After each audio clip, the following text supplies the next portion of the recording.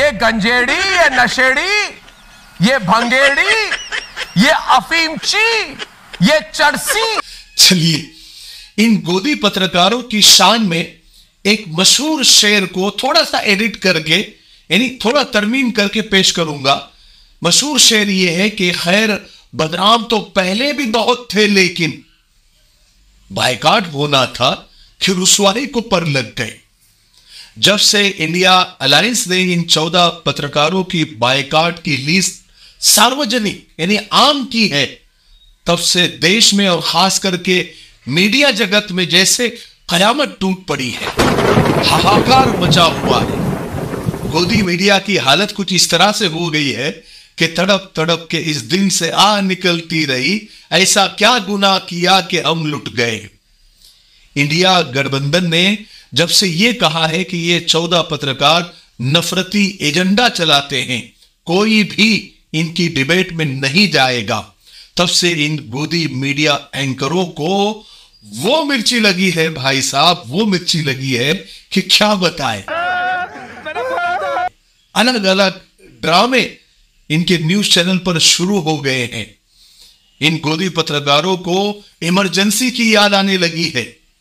India alliance की तरफ से वो वार हुआ है कि 100 सुनार की एक लोहार की, तीन मिला गए हैं बेचारे। क्या करे, क्या बोले, कुछ समझ में नहीं आ रहा है। इसको देखिए, इसको तो वैसे भी चिल्लाने के अलावा कुछ नहीं आता और वो अब भी चिल्ला रहा है। आप सुनिए उसकी तिलमिलाहट। And I want to say to them today, as they bring out this laughable, ridiculous boycott threat. और दूसरे गोदी पत्रकारों का भी यही हाल है। अभी इसको देखिए, इसका नाम अमन चोपड़ा है, जिसको लोग प्यार से चमन चोपड़ा भी कहते हैं। ये देखिए कैसी नौटंकी कर रहा है।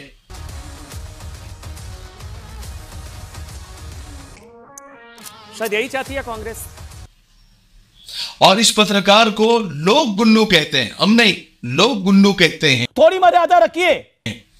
ये कह रहा है, ये दोनों पत्रकार कह रहे, क्या हम चुपते सवाल ना पूछे, क्या हम तीखे सवाल ना पूछे। अब इन चमन चोपड़ा को और गुल्लू को कोई समझाए कि सवाल सरकार से किए जाते हैं, सत्ताधारी लोगों से पूछे जाते हैं। इन्होंने सिर्फ 9 साल अपोजिशन से ही कड़वे सवाल पूछे हैं, अपोजिशन को ही कटघरे में खड़ा किया है, कभी सरकार को नहीं। और सरकार से ये लोग मीठे मीठे प्यारे प्यारे सवाल पूछते हैं। आप खुद देखिए। आप थकते क्यों नहीं हैं? ये एज में अभी इतनी एनर्जी आप कैसे लेकर आते? क्योंकि आपकी उम्र में बाकी लोग शायद कल्पना भी नहीं कर सकते। आप अपनी जेब में पर्स रखते हैं क्या? पर्स रखते हैं क्या? बटुआ जिसके अंदर पैसे होते हैं। आप क्या खाना पसंद करते हैं और कितने मील्स खाते हैं दिन में? मोदी ही मुद्दा है, ब्रांड मोदी बहुत विशाल हो गया। आप फकीरों की तरह रहते हैं, आप फकीर अपने आप को बताते। मजा आया। और 9 साल इन लोगों ने सिर्फ और सिर्फ नफरती खबरें फैलाई है, नफरती डिबेट किए हैं। इस चमन चोपड़ा की मिसाल एग्जाम्पल के तौर पर सिर्फ इस चमन चोपड़ा की नफरती डिबेट को आप देखिए, देख लिया ना आपने। फिर ये कहते हैं कि हम तीखे सवाल ना पूछे। कितने मासूम बन रहे हैं और कितना विक्टिम कार्ड ये खेल रहे हैं। और देखिए कमाल की बात यह, जिनका बायकॉट हुआ वो तो परेशान है ही, वो तो जलील हो ही रहे हैं, लेकिन जिनका बायकॉट नहीं हुआ है वो भी परेशान है। जिनका बायकॉट हुआ है वो तो इसलिए परेशान है कि पूरी देश में थू-थू हो रही है। पूरी दुनिया में इंडियन मीडिया की जो है इन पत्रकारों ने सहाफत के नाम पर कालिक पोत दी है। और जिनका बायकॉट नहीं हुआ है, पता नहीं क्यों नहीं हुआ, वो इसलिए परेशान है कि हमें क्या कमी थी। हमने भी तो बराबर की नफरत फैलाई ना। हमने भी जी भर के हिंदू मुस्लिम किया ना। फिर हमारा नाम लिस्ट में क्यों नहीं? कहीं ऐसा ना हो कि हमारे पेमेंट में कुछ कमी हो जाए कि तुमने बराबर काम नहीं किया, तुम्हारा नाम लिस्ट में क्यों नहीं है। ये हमारा मिफ्ताही तलबीना है, ये नबवी नुस्खा है। आप सल्लल्लाहु अलैहि वसल्लम ने फरमाया ये पेट की बीमारियों के लिए बहुत मुफीद है। और ये सुन्नत भी है, ग़िज़ा भी है, शिफा भी है, दवा भी है। इसे बनाने का भी बहुत आसान तरीका है। एक गिलास दूध में 2 चम्मच तनबीना डालकर इसे उबाल ले, खीर की तरह बन जाएगा। और फिर इसमें शहद या शक्कर डालकर आप भी पिए, बच्चों को भी पिलाए। घर में हर एक उम्र के लिए ये मुफीद है। स्क्रीन पर आ रहे नंबर पर आप कॉल करें, आप दुनिया में कहीं भी हो ये आप तक पहुंचा दिया जाएगा। ठीक है, एक से ज्यादा लेंगे तो कुरियर फ्री है। अगर आप डिस्ट्रीब्यूटर बनना चाहते हैं तब भी इसी नंबर पर आप कॉल करें। मुझे उम्मीद है कि आप जरूर, एक मर्तबा क्यों नहीं होता, आप खरीदेंगे। ठीक है, इससे एक फायदा जरूर हुआ। क्या फायदा हुआ कि हम बहुत जमाने से गोदी मीडिया, गोदी पत्रकार हम सिर्फ सुनते आए हैं, या फिर हम अंदाजा लगाते थे कि ये गोदी पत्रकार है। लेकिन इंडिया अलायंस ने इनको सर्टिफिकेट दे दिया है। अब ये 14 के 14 सर्टिफाइड हो गए हैं। यानी इंडिया अलायंस की तरफ से एक तरह से इन नफरती पत्रकारों को ब्लू टिक मिल गया है। एक यूजर ने बड़ा अच्छा ट्वीट किया है कि एक आदमी का तन ढकते ढकते पूरा मीडिया नंगा हो गया। बाकी बचे कुचे जो गोदी पत्रकार है, जो लिस्ट में नहीं आ सके, वो इस डर में है कि कहीं उनका नाम अगली लिस्ट में ना आ जाए। और कुछ पत्रकार तो बैकफुट पर भी नजर आने लगे हैं, कबूल करने लगे हैं कि गलती तो हुई है।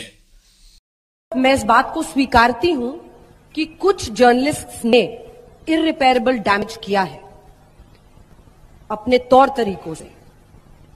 झुकते झुकते वो रेंगते हुए नजर आए।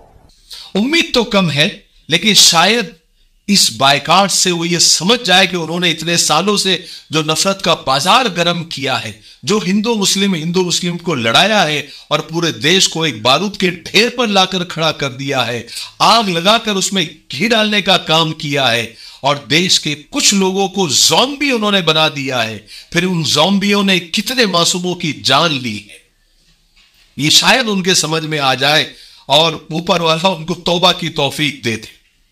रवीश कुमार ने बिल्कुल सही कहा है। वो कहते हैं कि एक ऐसा फैसला है जिसने गटर में बदल चुके गोदी मीडिया का सारा गंदा पानी सड़क पर ला दिया है। आप लोगों का क्या कहना है इस बायकाट के ऊपर, वो आप कमेंट में जरूर बताइए। मैं आपके कमेंट पढ़ता हूं। आखिर में मीडिया के ऊपर इकबाल हसन साहब की ये 4 लाइनें बोलकर मैं आज की वीडियो को खत्म करूंगा। वो कहते हैं कि यहां खुशबुओं की रफाकतें न तुझे मिली न मुझे मिली, वो चमन जिस पे गुरूर था न तेरा हुआ न मेरा हुआ, वो जो ख्वाब थे मेरे ज़हन में न मैं कह सका न मैं लिख सका, कि ज़बान मिली तो कटी हुई, कि कलम मिला तो बिका हुआ। वाकई में आज हमको जो मीडिया और सहाफत के नाम पर कटी हुई जबान और बिका हुआ कलम मिला हुआ है। पेट्रोल डीजल हमारे हाथ में नहीं है, रुपया अंतर्राष्ट्रीय कारणों से गिर रहा है, महंगाई बेरोजगारी के लिए कांग्रेस जिम्मेदार है, बाकी सारी समस्याएं नेहरू छोड़ गए हैं, और फिर भी कोई दिक्कत हो तो पाकिस्तान चले।